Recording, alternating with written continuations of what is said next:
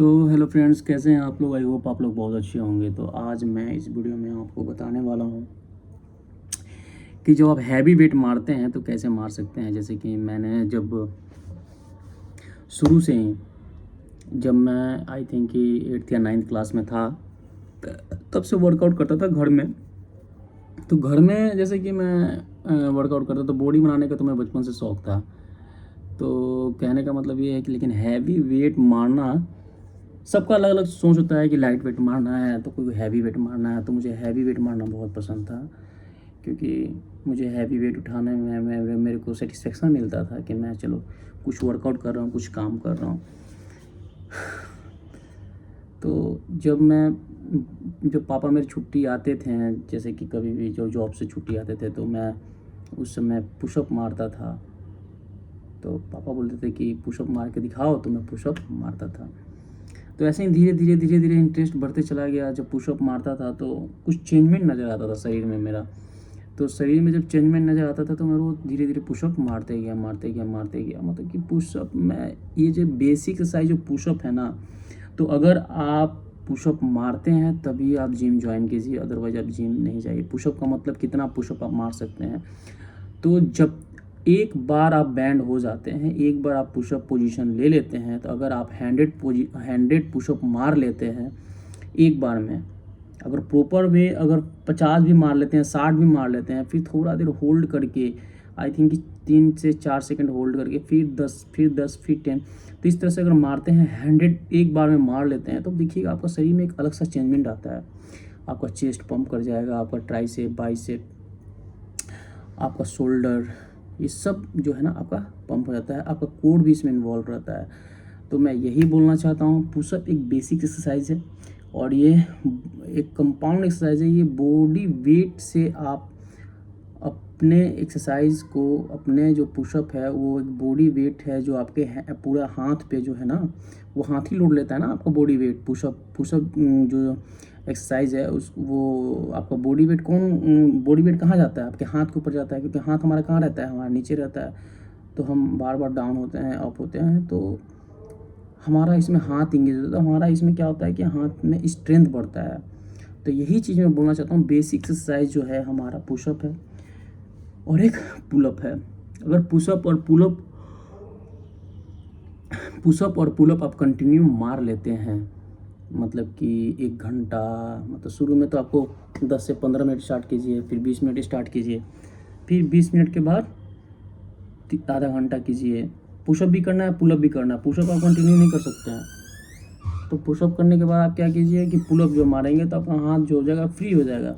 जब फ्री होगा तो फिर जाके आपको पुशअप मारना है, फिर पुशअप मारना है, फिर आपका हाथ बढ़ेगा, फिर जाके तुरंत, मतलब कि 2-3 सेकंड का ही उसमें फासला होना चाहिए, मतलब कि थोड़ा सा गैप होना चाहिए। फिर आप पुलअप मारिए, फिर आके पुशअप मारिए, फिर पुलअप मारिए, फिर पुशअप मारिए।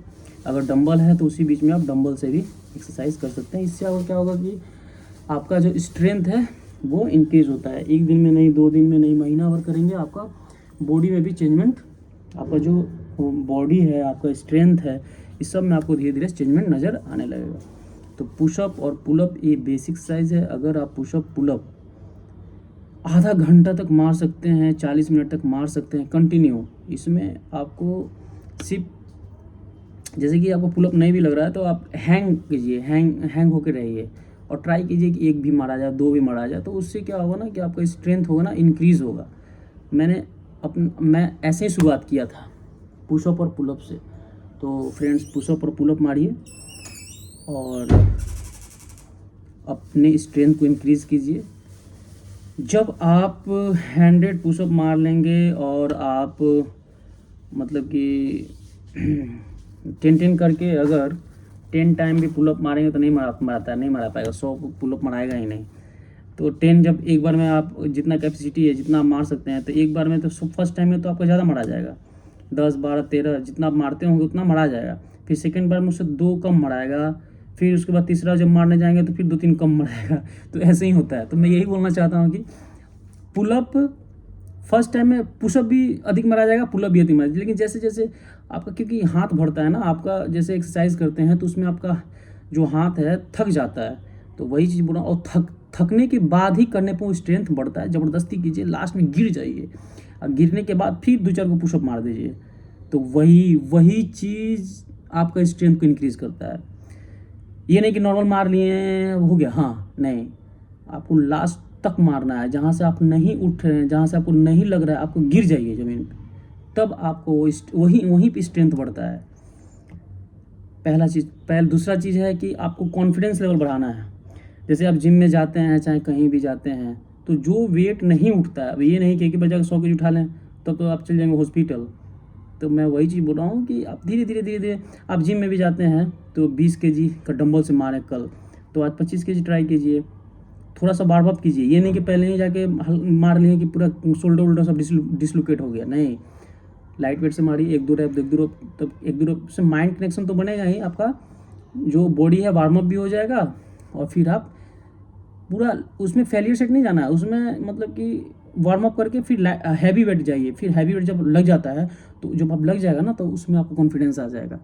तो वही चीज़ बोल रहा हूँ मैं। फिर आप लाइट वेट में, उससे थोड़ा लाइट वेट में आइए, फिर उसमें ज़्यादा सोचिए, उसमें फेलियर सेट जाइए, फिर उससे लाइट वेट में आइए, फिर उससे फेलियर सेट जाइए। ऐसे स्ट्रेंथ बढ़ता है। इसको आपको कंटिन्यू करना पड़ेगा। ये नहीं कि 2-4-10 दिन में आएगा, नहीं, आपको कंटिन्यू करना पड़ेगा इस चीज़ को। ज़बरदस्ती किसी चीज़ को ना पुश करना है ज़बरदस्ती, तब वो स्ट्रेंथ आता है। ऐसे आप सोचेंगे कि मैं आज तो 20 केजी से मार रहा हूँ, कल भी 20 केजी से मारूंगा, रैप्स बढ़ा दूंगा, नहीं।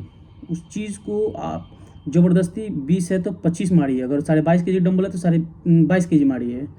लेकिन 20 केजी के बाद आई थिंक कि 25 केजी ही होता है। तो यही चीज़ मैं बोल रहा हूँ, बस स्ट्रेंथ बढ़ाने का यही एक तरीका है, मात्र तरीका है, और कोई शॉर्टकट मेथड नहीं है। अगर नेचुरली हैं तो आपको सालों साल मेहनत लग जाएगा। अगर आप इनहेंस हैं तो भगवान के पास जाने के लिए तैयार रहिए। वो वेट उठाने से क्या फ़ायदा कि भगवान आपका वेट उठा लेगा। तो बी केयरफुल, नेचुरल रहिए, खुश रहिए और हमेशा यंग रहिए। नहीं तो इनहेंस रहेंगे, अंदर से भी ऑर्गन खराब, और बाहर से तो नाम है मत लीजिए। बाहर से एकदम फिट फाट दिखेंगे, अंदर से मुकामाट, कुछ नहीं होगा आपसे।